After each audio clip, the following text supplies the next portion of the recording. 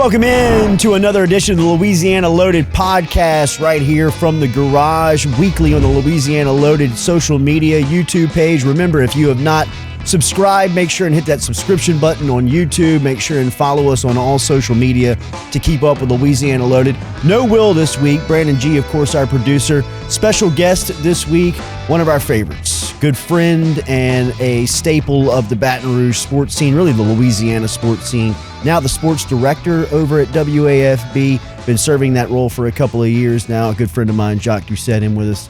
Here to sit in for a couple of minutes and kick it back and forth. JD, it's great to see you, my friend. Great to see you, Absolutely, man. Always. I had you in on one of my chats to really boost the viewership. I can't promise I'll do the same for you, but yeah, this is a great studio here for those who've never been here. Really is. And you've gotten a lot of great response with this podcast, rightfully so. And, you know, it starts with the equipment. You know, when I talk to students about, you know, good video, good audio. Quality. You don't want to sound like you're in a bathroom, the bathroom audio that echoes, right? And put cameras on a tripod and, you know, and good stuff here. It's a great studio. I appreciate it. It is, it's fantastic. Gordon and his crew, obviously. Attention to detail is something that G pays attention to in this studio. Is a great testament to that. And his saying too, anything worth doing is worth overdoing. That's right. When it comes right. to billboards or a studio or whatever. Get it done. Get it done. Obviously, he is a big part of NIL. NIL is going to be a big part of our conversation right now. LSU baseball going off to Nashville this weekend for a 3-game set with Vanderbilt. Been up and down through the non-conference, maybe a little bit more days down than up. What have you made of Jay's crew as they take off for SEC play? Yeah, certainly you're not used to this many losses this early in the season. I mean, typically you might have 1 or 2 losses going into conference play. It's been a bit interesting because they really seem to hit their stride and look like a great team when they went to Jacksonville and played some, you know, mid-major competition and were rolling, scoring a lot of runs. And then came a clunker kind of against McNeese and some other losses along the way. Certainly you don't expect to lose 2 out of 3 to Sacramento State at home. Raging Cajuns had their way with you in Lafayette. So you and I have been around long enough, and certainly the season ticket holder that's been at Ellick Box Stadium for 20 years or more knows that you don't make big sweeping judgments or decisions about an LSU baseball team in early March.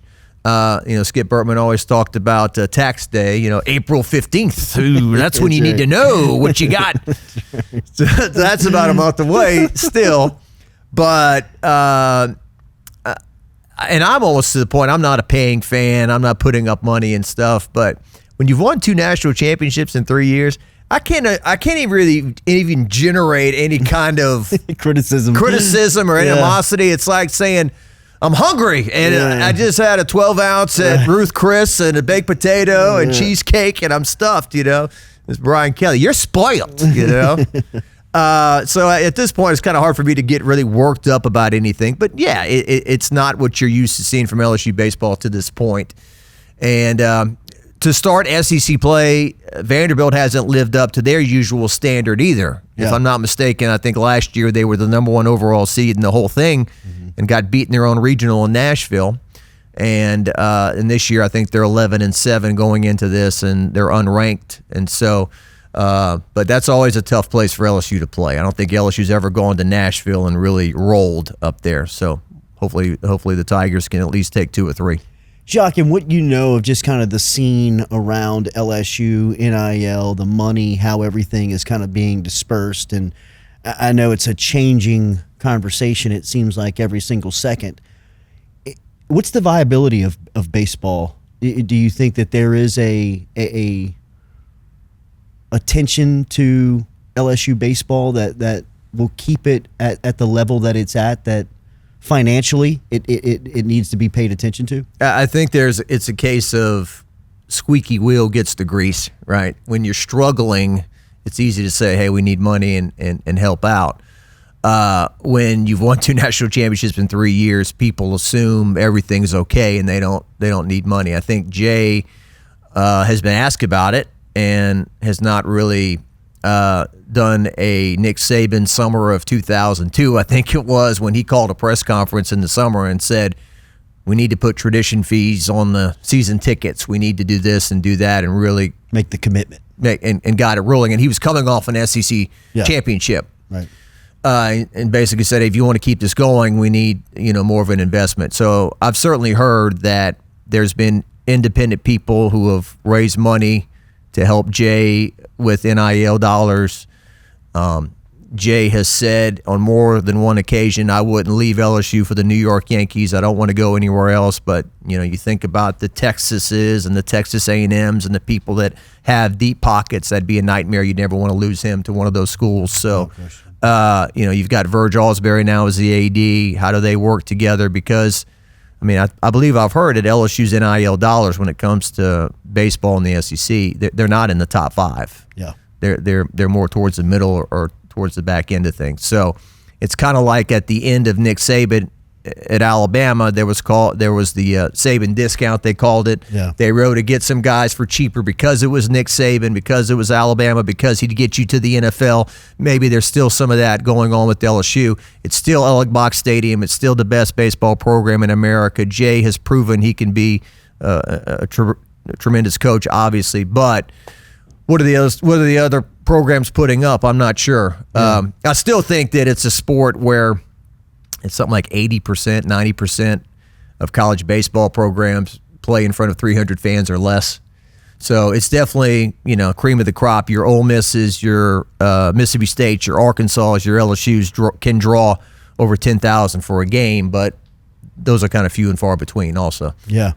It's the discussion that Verge was here about a month ago, and we got into it, and he brings up points that has to make the new age fan scratch your head and think, right? Because there has to be priorities to what you want to be advanced in. And I think in an SEC school like LSU, football is 1, 2, and 3 on that list, right? Like they want to make sure that they win in the fall. They want to make sure that they win in recruiting. They want to make sure that they're winning in resources. And those are going to be the first 3 bylines of the budget. After that, what the priorities are kind of TBD, to be determined, whatever it may be. I think right now, LSU women's basketball, LSU baseball all kind of make sense that would be a high priority because of the success level that they are rolling at. And not to interrupt you too, but LSU is hurt by the fact that they are so good at so many things. Agreed. So like a school like Vanderbilt, I don't think they do gymnastics, and then they don't play softball either. Right. So that's 2 programs that you don't even have that we don't have to worry about. And at LSU, when you're so good at gymnastics, when you're so good at women's basketball, I know some people have grumbled about softball, but typically, in the national rankings, they're in the top 15 throughout the year. They host regionals every year. They host regionals. 2 years ago, they're 1 win away from the World Series. When you're so good at so many things, I always use the analogy of stick of butter. You got one stick of butter to spread out over this big loaf of bread that's LSU athletics. And Kim Mulkey wants her share. Jay wants her share. Yeah. Jay Clark wants his share. They're all. And Lane's going to get his share. And Lane, Poor Dennis Shaver. I mean, no program has won more national championships at LSU than track and field back in the Pat Henry days when they were just dominating the sport in a dynasty. But they don't get, as they say in Cajun French, pecan. They don't get pecan when it comes to gymnastics, to track and field. So. Yeah. I think anybody who has watched us over the years know that we grew up on the love of LSU sports, kind of bringing us to our trade, to our medium. A lot of that love surfaced around basketball growing up, right? I mean, it was kind of a basketball town when we were kids. What do you do with the basketball if you're Verge? Because there's a lot of rumblings as you and I record this podcast on Thursday, March 12th, of Matt McMahon's season is over in the SEC tournament. Another season where it was, kind of a deflated feeling for the fan base. But we just talked about the priorities. Yeah. And obviously men's basketball has not been a priority for the administration for a while now. Yeah. Do you keep it that way, or? Well, we can talk about this for a long time. First off, apathy I don't think has ever been higher.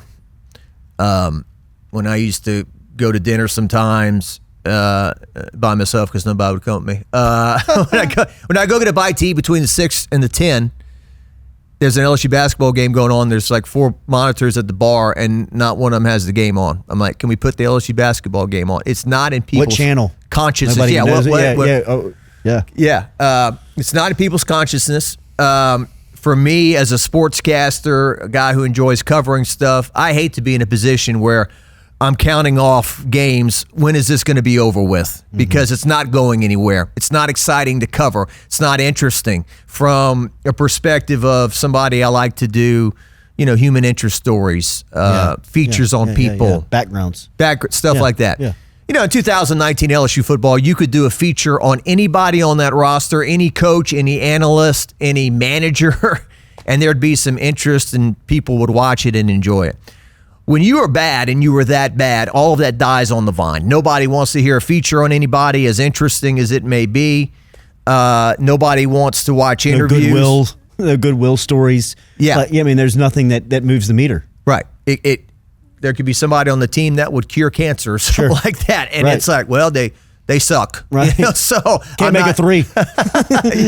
Yeah. And so we're halfway joking, halfway serious there, but serious. But like women's basketball, for example, the most watched interviews I've done this year have been with women's basketball players. Yeah. Zakiya Johnson, for sure. I did an interview with Grace Knox right after her technical foul at Ole Miss that a lot of people watched and enjoyed.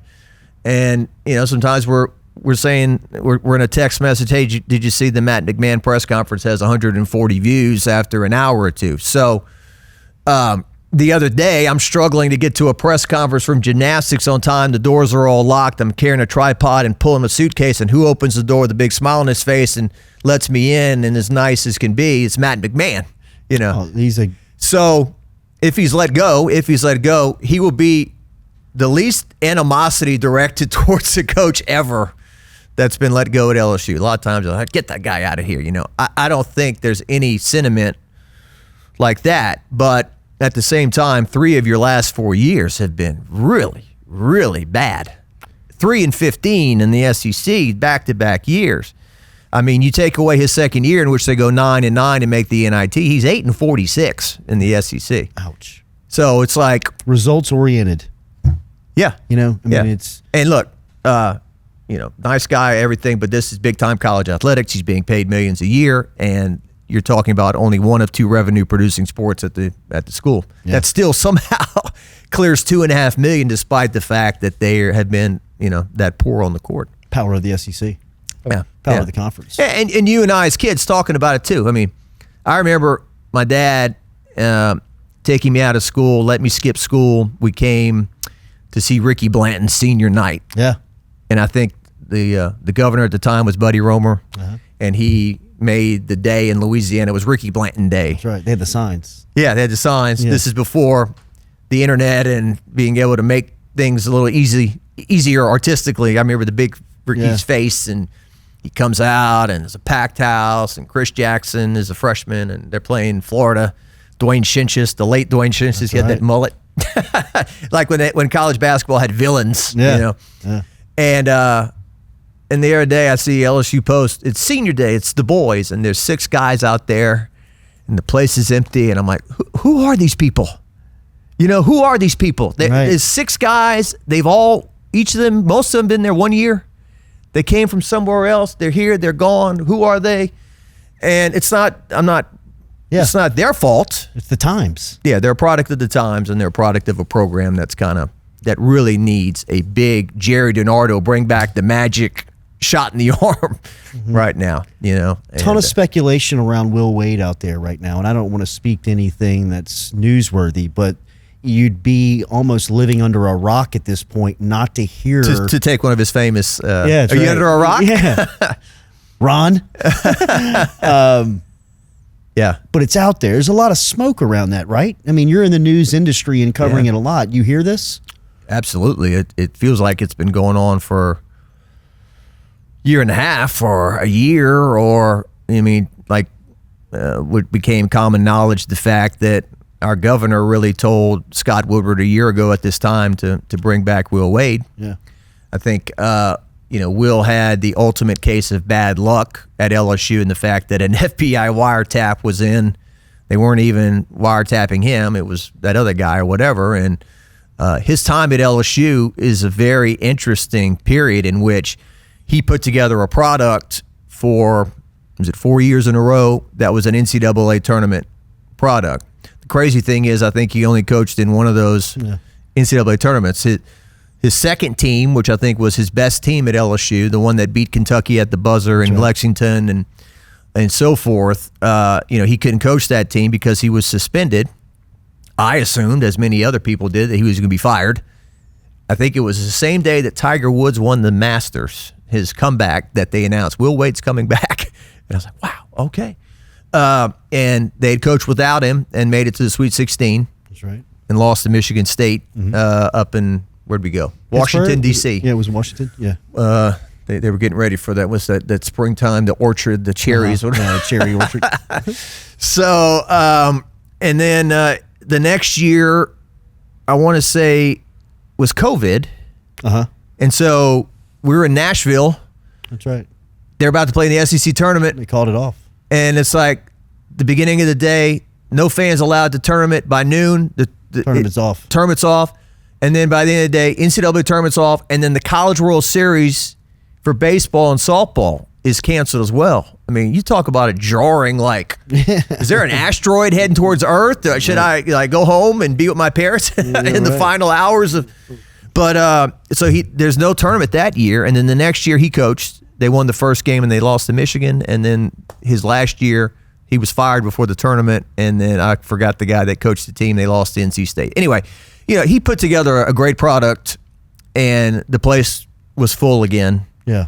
I think I remember being at the Texas Bowl, that god-awful Texas Bowl, when John Trey Kirkland had to play quarterback and then LSU was at home beating Arkansas or somebody. I think they had back-to-back games in which they beat Arkansas and they beat Kentucky, where they had 13,000, 14,000 people in the place and it's rocking. And, and people are engaged in the bracket when it comes out. I mean, how many people around here are really going to be watching the bracket for the men when they come out and really be invested in it, as opposed to if LSU's name was coming up? To me, it's a big difference. Well, it changes the whole temperature of the town.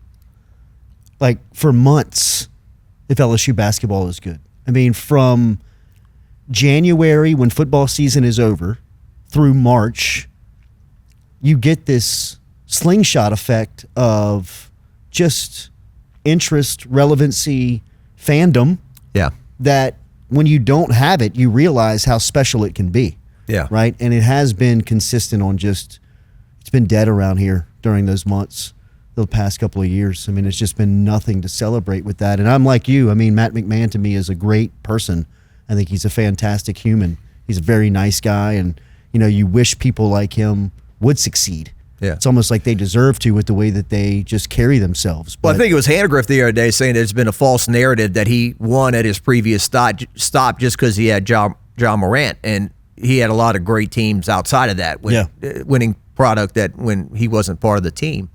So, I think that from the time they hired him, it was kind of like, well, is this guy just a placeholder? Is this guy just a guy to get you from point A to point B between Will Wade and another guy? Kind of like Matt Luke with the Ole Miss football program when Hugh Freeze gotten all his issues. Okay, let's make this guy, let's try to grind through this tough stuff, which, it was an awful situation which he came in. He had no scholarship players, talking about McMahon. Yeah.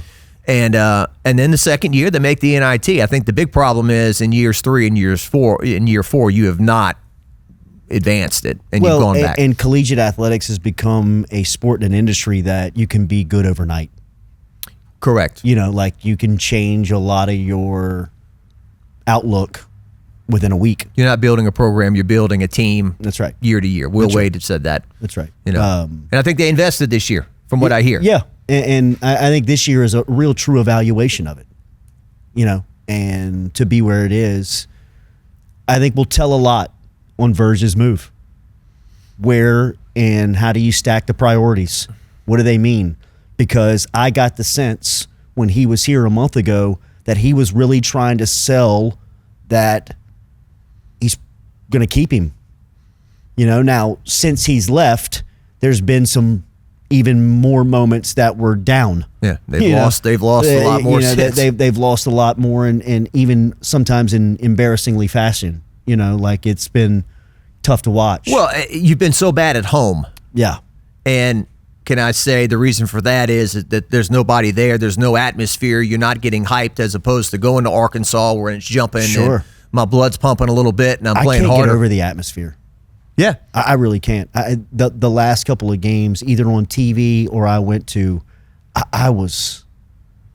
We got video. Our great intern, Jonathan Salazar, I've sent him to the last couple of games. I mean, an LSU guy dunks the ball, and it's like a golf clap, a smattering of applause, as opposed to the I can't hear myself think, Sure. Deaf Dome roar. Yeah. And, I mean, you just look at the LSU women. I mean, and when they play South Carolina, you can't hear yourself think in that place. And they've drawn some big crowds. And, you gravitate towards winners. And I think there's also a case of, hey, we're amazing in gymnastics. We're great in women's basketball. Football will always be king. Baseball is the best program in the country.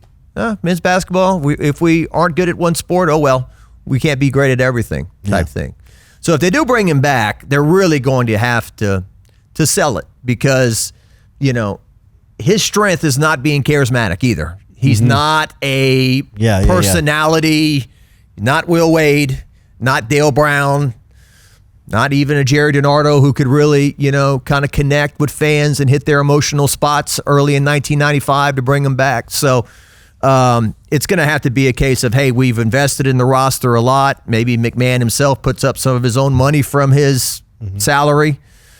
And they say, hey, we're bringing in these players and we're going to be better. But it's going to be a tough sell at this point because, I mean, like you said, I'm looking at the attendance numbers and they're saying 7,100 paid. When you hit 7,100 paid, it's bad. Yeah. Which means I don't know how many season tickets they've got. 5,000? Maybe. Something for. So you're telling me that only 1,000, 1,500 people outside of your season ticket base said, hey, we're going to go and buy a ticket today. I know I was at a couple of games where there wasn't 2,000 people there. Yeah. I mean, it was a high school. You're still going? JV game. Well, I mean, it's a 6 o'clock tip off. Yeah. I mean, go in there and check it out and see, I mean, that's what LSU basketball was to us. I mean, they're playing. Let's go. Yeah. And then you walk in there and you're like, this is well, amazing. you've got a generation that has grown up on it being not important. Yeah. I did a sit down. We're going to do a special. It's going to air it's going to air March 18th, Wednesday at 6:30. I did a sit down. We're going to remember the 20-year anniversary. Can you believe it? Unbelievable. 20 years ago. Unbelievable. LSU went to the Final Four with John Brady as the head coach. We called it Homegrown Heroes because everybody on the team, it was like a Louisiana AAU team. Yeah, they were. Tyrus Thomas from McKinley, Tasman Mitchell from Denham Springs, Darnell Lazar from Woodlawn, Big Baby, Glenn Davis and Garrett Temple from U-High. Daryl Mitchell from St. Martin. Daryl Mitchell from St. Martinville, a great player on the side. Daryl obviously made the shot of the tournament in the second round against Texas A&M, and one of the biggest shots in LSU history. I joke with him. That's one cliche I never really can embrace. Not one play doesn't win or lose a game. Yeah. So you mean to tell me if Warren Moore strikes out, right, or Daryl Mitchell's shot hits the back of the rim, or Garrett Hartley hooks the field goal, or whatever the case may be, but he made the big shot, and then a guy that was hanging out with all those guys who apparently dunked on Chris Bosh and got the Cajun Early D, baby, Early Doucet, my distant cousin, Early Doucet, and who kind of was hurt when he saw him go to the Final Four because he wanted to be with them. He had known all those guys. But anyway, I did a sit down with all those guys, and I did a sit down with D. Mitch, Tyrus, Tasman, and Coach Brady. So all of us sat down. We talked about the games, Duke, Texas, what went wrong against UCLA, all those things. But I'm thinking back, Jordy, that's 20 years ago. So let's see. Trent Johnson won one NCAA tournament game his first year. Will Wade's team's 2, so that makes 3 wins, and then so they've won 4 NCAA tournament games, if I'm correct on that, since the Final Four 20 years ago. So that goes to show you that it's been rough, and you've got a generation of kids that have not been told it's important. That's right. That 06 team, I think maybe one of the most exciting teams from LSU athletics in history. Yeah. I mean, when you talk about what they did, what they accomplished, that was such a special time when you remember back, and to think that it was 20 years ago. I was around that team every day. Every day I was around that team. I mean, Daryl Mitchell, to me, is one of the all-time greats in LSU history, athletes. You may not recognize him these days, or you? I saw him. He's got long hair now. Yeah, I saw that. He was short hair and everything back then. But yeah, I mean when he spent 13 years in Europe, you know, I mean, he's got a lot of European influence now. I mean, from his the way he eats, to where he dresses, to all that stuff. But I mean, his dad was a great high school coach. St. Martinville. He won a state championship playing for his dad his senior year at St. Martinville. He was the Louisiana High School Player of the Year that season. And when you looked at that team, LSU had 3 guys in the program that had taken that award. Bass had just left he missed in 05. Daryl Mitchell was a Louisiana Player of the Year, and then Glenn Davis was a sophomore on that 06 team who won it his senior year at U-High, was the best player in the state.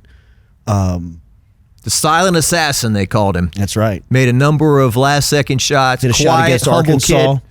Hit a shot against Arkansas that year. Yeah. He missed a winner at UConn. Yes. That he had a clean look that he still talks about. But West Virginia, they went up there. He hit the 2 threes in the corner that still to this day is one of my all-time favorite moment. That's the day they retired Jerry West's jersey at West Virginia. I mean, you think about that. They didn't end up retiring Jerry West's jersey at West Virginia until 2006, which is crazy to think about. The day that LSU went back on some like November Saturday morning. Yeah. And that team, that West Virginia team, made the Final Four. Pittsnoggle and that crew. Well, I think Brady said something like, they don't know who Jerry West is. Look at the NBA logo. That's him, right. Glenn. That's right. You know? That's right. But to your point, and I think Brady, it kind of heard you need to schedule tougher non-conference. Uh-huh. And so everything you just referenced, go to UConn, go to West Virginia, play these games. Don't play these SWAC teams at home. Go get out of your comfort zone. They went and played in Vegas. They went and played Cincinnati and Vegas. Yeah. Earlier in that season. That's where kind of Tyrus Thomas was introduced. That's where he kind of put him in, and he like swatted a shot and dunked a ball. And you were like, oh my God. And Big Baby was a bit ahead of his time because we had the internet, obviously, but the social media thing hadn't really took off yet, and he was like a hit at these press conferences. His personality, I got a tapeworm in my belly, right. I'm still hungry. I remember in the SEC tournament against Vanderbilt, he couldn't miss, and he told some story about it. It reminded me when I was at U-High, and my girlfriend had just broke up with me, and she was sitting on the front row with her new boyfriend, and I was so mad, and I just went out there, and I was so motivated, and every shot I made, I just glared at him, and so, yeah, he was a big person. He was the biggest LSU basketball personality since Shaq, I think. For sure. And a special team. The second round shot by Daryl Mitchell. I mean, he was 27 feet out. Yeah. I don't know how. And if AC Law is in his face. Yeah. I mean, like AC Law's got a hand in his eye right in front of LSU's bench. Right in front of LSU's bench. I looked at the stat sheet. Daryl was 1 for 7 from 3-point range before he made that shot. Nobody remembers that. Made the shot that mattered. And then LSU still had to play defense. A&M got the ball back. Billy Gillespie was the head coach of A&M. Billy has survived a while at different stops. He has. He's at Tarleton State now. Yeah, I think they just let him go. Yeah, they just fired him. But they just let him go. But then, I think Duke, 1980 U.S. hockey team, they always talk about, we beat the Russians, but they beat Finland to win the gold. It's kind of the same. Yeah. It's like everyone remembers the Duke game, although they beat Texas to go to the Final Four. In OT. In overtime. Like that game went to overtime. And if you look back at that court, the players that they had on that team. Texas. Oh, my gosh. Yeah. I mean, TJ Ford was on that team. LaMarcus Aldridge was on that team. I mean, like they were loaded with talent. Brady, during the interview with us, says, every time I see Rick Barnes, he turns to me, he goes, best team I ever had. You beat us that day in Atlanta. And Brady always takes that as a real compliment because Rick Barnes has coached some great teams. But yeah, that was and I didn't remember until I looked at the stats. LaMarcus Aldridge was 2 for 14 from the field that day. Wow. And then obviously the game before, J.J. Redick was 3 for 18. Yeah, Garrett Temple on him. And I joke with them. I said, if Twitter existed back then, what would they say? The only reason Garrett Temple's at LSU is because Big Baby's coming and they're a package deal. The only reason Garrett Temple's coming to LSU is because his dad paved the way. Yeah, and Collis. Yeah. You know. And I said, no offense to anybody sitting here, who's the only guy from that team that's still in the NBA? Like today, as we speak. Yeah, that was with the Toronto Raptors last night when they played the Pelicans. That's right. Garrett Temple. So president of the Players Association. Listen, pretty got some smart people in that family. That's right. Collis Temple III, CT3, pretty smart guy. Obviously, their father, Collis Temple II, first black player in LSU basketball history, and then Garrett, obviously. CT3 played alongside Antonio Hudson, whose son now, Ahmad Hudson, is the #1 player in football and basketball in the state of Louisiana. Rustin. Yeah, we're getting hit in the face that we're old. We got Brandon LaFell's son and Joe Adai's son being recruited to play football. Yeah. And so we Chad Jones. Chad Jones has a son. Yeah, I saw Chad. Southern did a great recruiting party bash their day at TJ Ribs. I have never had more difficulty parking at TJ Ribs than I did that night. It was packed. Great. Fans excited about Marshall Faulk. And I was about to leave, and somebody yanked me and it was Chad Jones. And so I'm glad he stopped me because I totally missed him. And I interviewed him. I'm like, yeah, your son's coming here and stuff. So good stuff. Chad Jones is a great human being, a great statement of perseverance. Had that terrible car accident that kind of derailed a lot of his ambitions, but took it in stride. Obviously, his brother was Al Jones, who became Raheem Alim, who passed, who was a defensive lineman at LSU who made a lot of quarterback sacks and so forth, but saw their family, great family, and looking forward to seeing Chad's son wear the blue and gold with the Marshall Faulk and the Southern Jags. So football, got a couple more minutes. I know you got to get out of here to a lunch. Lane now settled into Baton Rouge last couple of months, has his roster put together. Every outlet that we look at has expectation on LSU to be a top-tier team next season because of what they just did in the portal and what they did in recruiting. What do you make of the expectation now with Lane kind of set in place here at LSU going into spring football, the summer, and then the fall? Well, we talked about LSU Final Four 20 years ago. It was 20 years ago the Saints signed Drew Brees, and this kind of reminds me of that a little bit in terms of can we get the quarterback up and running before the first game? Because Drew obviously had the bad shoulder thing, and then Levitt's got the foot thing. He's not going to be doing a lot of team stuff, so to speak, in the spring. But Matt Malk had the same injury long time ago. Yeah. I talked to him about it. He said, when I got out there in 2003, I made me more of a pocket passer. I could run still, but my speed took a hit. Now, certainly you're hoping in the year, all these years later that, Sam Levitt can still give you the dual threat thing. But that's the most interesting thing to me about this team. He's the most important piece as your quarterback. But then they get the 5-star also from USC. Yeah. And then, we saw what he did with what's our guy's name? Chambliss. Trinidad Chambliss. Yeah. So the Elon guy, he's not playing against the powers of the world at Elon, but he looks like he has ability. So I feel pretty good about the quarterback room. Just the complete flipping of it's basically 60 new players. Yeah. Between the portal, the high school guys, you've got I think 13 new coaches if you count Lane. It is the biggest overhaul in LSU history. I guess maybe Brian Kelly had something similar to that when he first got here, but it is. I don't know how much we're going to get to see of spring football, how much practice we can see. Are they just going to do some flag football game for the spring football game or whatever? But it's a much different energy. I'm not here to bag on Brian Kelly. He was more of a buttoned up, older CEO approach to it.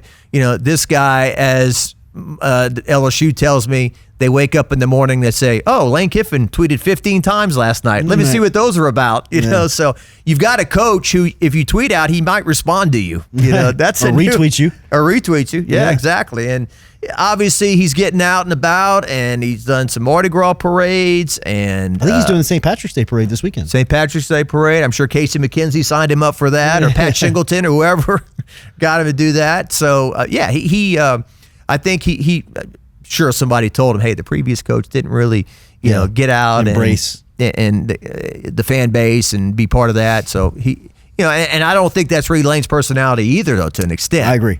You know, he's kind of a paradox in the fact that on social media he's got a lot to say and interact, and in person he's a little more withdrawn. He's very similar to Will Wade. I'm not going to be the first person to make that comparison, but and I think your schedule is the most exciting schedule that I can remember. I agree. In terms of who you're playing. I mean, like I said. The month of November alone. Yes. You get back-to-back home games against Alabama and Texas. Are you kidding? Are you kidding me? You know? After you got A&M and Clemson already in the back, you've already seen them play in Tiger Stadium. I mean, it's one of the best home schedules I can ever remember. Yeah. And your road trips, you go to Kentucky. That's a beautiful place in the fall. You got the horse racing and the bourbon trails and all that. Tennessee, late in the year.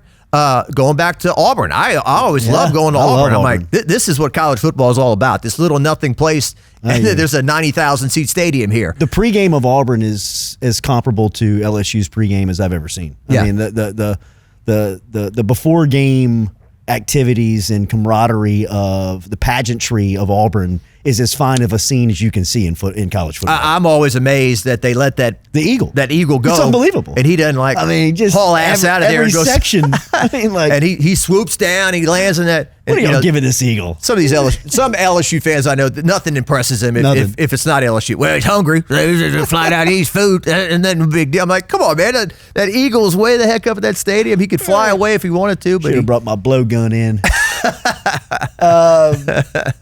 So expectation fair on this team? I mean, I don't know what to expect. You know, it's like I think they should be better than 7-5, but then the record, the schedule's tougher. Is it? You know, it's a.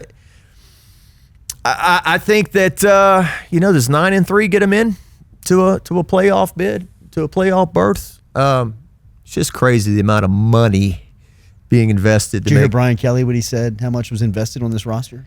Yeah, over $40 million. Yeah, he's not the first person I've heard that say that would maybe know.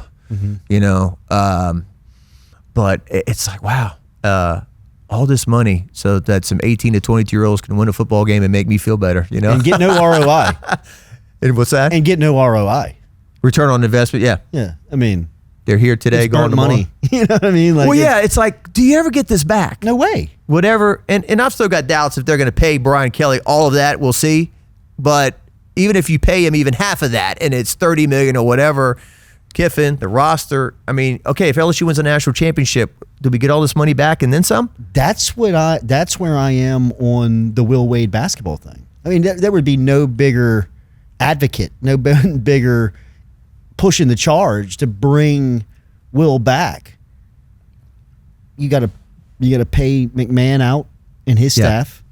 You got to pay for Wade and his crew, and then you have to give him the money to build the roster. Right. You know, like, I love Will. I love LSU basketball. If it's stacked side by side on what I want to accomplish, I want my football team looking like the 2019 team every year. You know, I want them to have the biggest names. You know, I want them to have what they've done this year. And if that takes every cent on campus having to go to football, I think that's what people are going to have to realize, right? Like, it's not going to be the buffet of success that it's always been. Yeah. I mean, it's just, you know, I mean, like you said, I mean, spreading the butter on the loaf of LSU athletics, you never did run out.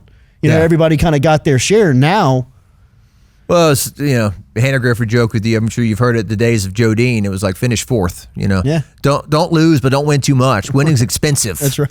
You know, go to the Independence Bowl. You know, so we don't have to bring the band and pay for hotels and all this stuff. We can bus. To do all it.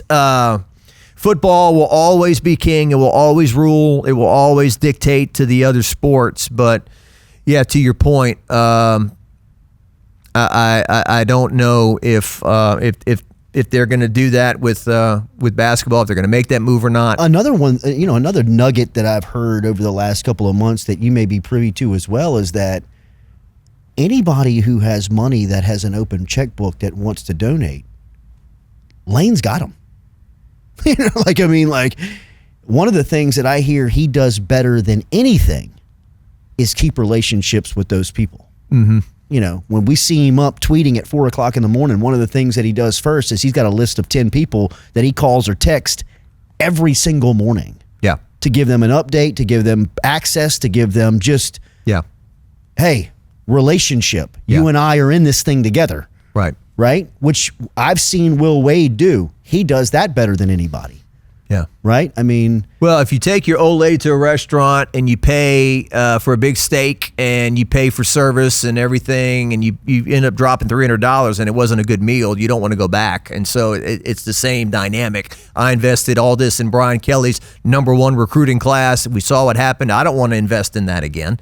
So I think, it's important for you not to just take somebody's money and run off. Yeah, continue the interaction, Sure. Maybe give them some information. This is how it's going. We're a little weak here. We need to improve this.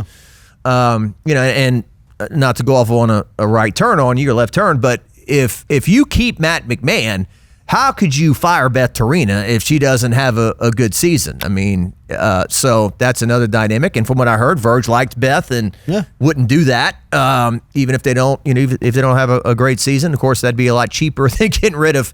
It'd be more like $1 million instead of 11. Yeah. But so it's just it's interesting how it's going to be divvied up and run these days, because I think the days of what we talked about, like the 06 era that we were just talking about. Yeah. I mean, if you remember, that was both teams went to the Final Four. Yeah, that was a Les lot of Miles success. early was they went winning to a lot of Sugar games. Bowl that year and beat Notre Dame.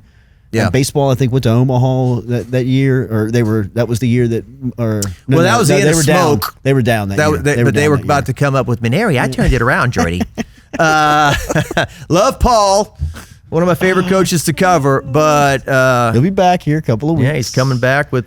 Oh, that's going to be I'm sure that they'll bring him out. I'm sure he'll get a big round of applause. And look, I know nobody beats himself up probably more than Coach Maneri. I think he wanted to win at least one more national title. Won a national title in his third year. In 2017, they're playing for another one. They made it all the way to the national championships, and bad luck with some pitching and some injuries and whatnot.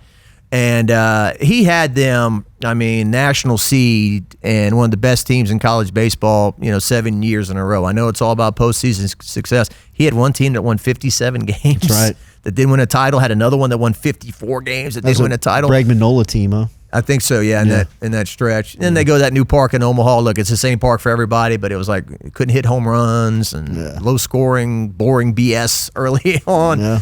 So, but I think it's Verge is entering an interesting time where his first year is kind of two segments. The first segment was the football coach. Crushed it. Yeah, Killed it. Had an assignment. Yeah, this is the guy. Aced it. One target, get him. Didn't have to go to choice B, C, D. That's right. Got the guy. And now the second part is now men's basketball and then maybe softball. And I think, Verge has been there as an athlete and been there. And I think probably he wants to not be the Grim Reaper coming in that I'm here to fire people. I'm here to support you. I'm here to get behind you. So maybe McMahon and Beth, both are here a year from now at this time. I don't know. But, we'll see. But and then Beth, like I said, that's a huge difference. He went to the World Series 4 times in the first 6 years. Went to the Supers, I think, 3 or 4 times since then. Look, they lost 2 games in a regional last year to Southeastern. That was hard to swallow. A couple years before that, they lost 2 at home to the Cajuns in a regional. They don't want to see that happen. But she's put out a pretty good, consistent product. But fans are grumbling about when we're going to make it to the next level type thing. Yeah, I think she's safe. I really do. Yeah. I really do. Yeah. All right, I know you got to get out of here. Thank you for stopping by. One thing I wanted to compliment you on was your WAFB sports team. You guys do an incredible job of covering everything. I see John Eads out at 7-on-7 tournaments. Oh, yeah. Locally here in town. Reminds me a lot of you when you were younger, kind of everywhere you looked, turned around. That was your reputation, that you were at everything. It seems like you've now created a team in your sports department that is kind of following that lead. Well, that was the deal. It was like, no ego thing or whatever, but it was like people told me your biggest challenge will be replacing you, meaning, I can't do everything I did before. It's impossible to be the sports director and do all the things that I did before. I'm spending more time behind a desk. I'm more time planning the calendar and how we cover things. And like I told the LSU students the other day, it's a fun job. It's a great job, but you don't wake up and say, well, what are we doing today? I mean, there's got to be a plan. There's got to be organization, which are not my strengths, to be honest with you.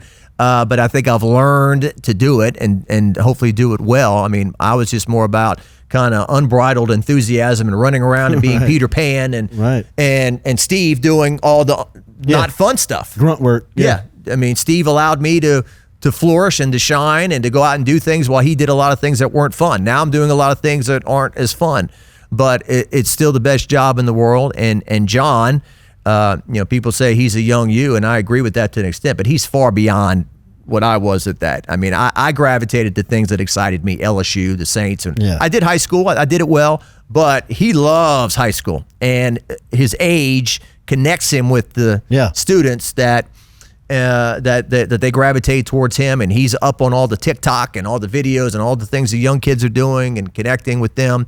So he's been a fabulous addition, to the team. He covers LSU baseball like nobody's business. He wants to go to Biloxi to cover the exhibition games in the middle of football season. He went to basically every preseason scrimmage and he covers and knows the team. I mean, I went to the the media availability yesterday. Steven Monster Milam gets up and says, "Where's John?" So what a call. I mean, like that had to make you feel great. Yeah, absolutely. So he is far beyond what I was at that age, and obviously has a bright future. I don't have to tell him to do stuff. He's already doing it. And Kevin Baptiste has been with us for years as well, another tremendous guy who works extremely hard and will get on I-10 and drive 10 hours to Tallahassee to cover Southern football, play in Florida, FAMU or whatever the case may be, makes those long road trips, and I don't really have to tell him to do anything either. So they both kind of take the bull by the horns, and it's just like a football coach. If your offensive coordinator and your defensive coordinator aren't any good, then you're not going to go anywhere. And so, it's three guys basically trying to cover all this stuff, and it's difficult, but we get it done. And then now we're, television is not what it used to be. Sure. 5 years ago. 5 years ago, it's not what it used to be. Yeah. And I don't want to share too much inside baseball, but it used to be that a large majority of your viewers were watching you on standard television. Turn the TV on, Cox cable, whatever the case may be. Now it's 50-50 in terms of 50% of your viewers are watching you on traditional over-the-air television, and 50% are watching you on Roku, on their phones, and whatnot. And so, and it's going to get bigger. Yeah, I would imagine. It's going to go 60, 70, And so we're making more of an effort to get in that space, for me to do more of this kind of stuff without getting myself in trouble. But, going more towards that space, live streaming, and those kind of things. But our team does a great job. Our intern, Jonathan Salazar, has probably been one of the best interns we've had. I sent him to Hammond last week to cover basketball or soccer. He goes and does it, comes back. So, I'm happy with where we are. I'm very blessed. Jacques Talk is another digital element that you can check out over at WAFB, their YouTube channel, which Jacques publishes weekly. Yeah, I do at least one a week. Sometimes I do 2 or 3, depending on what happens. Had a great chat the other day. Daryl Strawberry is coming. I saw that. He's coming to the. I saw Lane picked it up. Daryl we'll make it happen this year. I didn't even bring it up. Daryl Strawberry's like, and you tell people that Lane Kiffin, he wanted to coach LSU, so good for him. And if they got a problem with that, and I was joking. I was like, well, I said at one point you had to leave the Mets and go play for the Dodgers, and he's like, and so. And I just started watching that video. I was like, wow, I said, your swing was just Unreal. so beautiful. Like the way you hit the Ken baseball. Griffey and Daryl Strawberry, two finest swings I think I've ever seen in baseball. Yeah. I said it was like majestic violence, the way you just bashed the baseball and hit it out of the And park. he would end like sitting on the bat almost. Yeah. Like he would almost be. Yeah. So it was a great the interview. young highlights of a Daryl Strawberry in like the Mets V-neck uniforms are some of the finest highlights that you could ever find. Yeah. But you forget he went on to like play for the Yankees and he was a big player on some of those Yankees championship teams. He won 3 rings with the Yankees. Yeah, he won one with the Mets. That's the Buckner. Yeah, the ball gets the the 86. Buckner. Yeah, 86. the 86. And then he goes and wins 3 with the Yankees. There was one game in '96. He hit 3 home runs in one game against the White Sox. And it's fun. You look at Yankee Stadium and I know we love our Tiger Stadium and our LSU, but the noise and the people jumping up and down. Bronx Zoo, yeah. That's an amazing place to hit a home run. Unbelievable, man. Yeah. Strawberry, that was great stuff. I mean, and you've sat down with like Emmitt Smith and you've had like some big names on there. Well, you get them. They come. You have to be lucky if they're coming to town, and looking to promote something. But yeah, Emmitt Smith came by, and we know Emmitt Smith is the Dallas Cowboy, but I talked to him about, hey, you played in Tiger Stadium twice. That was my first game ever in 1987. LSU played Florida. Him. And he ran all over him. Yeah. And then LSU won the first time. Florida missed the field goal at the end in 87. In 89, they made the field goal at the gun and they won. That's right. But yeah, he said, I'd never been in a place that was that loud ever, Emmitt Smith. And I remember they went to the Swamp in 88. It looked like steam was coming off the carpet. I mean, it looked... Long day for the Tigers. Boiling hot. Yeah, the AstroTurf. In Gainesville. Brent Musburger on the call for CBS. Yeah. There was some guy named Kevin Fain. Defensive. Tommy Hodson may still have nightmares about that guy because he intercepted him twice that game and had a pick 6. But those were the days. Yeah, Kerwin Bell, the mustache. Hey, the great, I think great Chris stash. Carrier intercepted him 3 or 4 times. But check out Jacques Talk on YouTube, WAFB.com, sit down conversations and so forth. A lot of retro stuff. JD, good friend, best in the business. Check him out at WAFB. Jacques Talk, you can check that out on WAFB's YouTube. He's consistently on the desk there at WAFB when you're watching. Great conversation. Great to see you. Yeah, great to see you, Jordan. Keep Louisiana Loaded, as always, right here from the garage. Willie will be back next week. We should have some more information. We'll talk about LSU obviously getting into SEC play and give our reaction to the Tigers traveling over to Nashville. So come back with us. Like, follow, subscribe. Make sure you're all over us on Louisiana Loaded. We'll talk to you next week.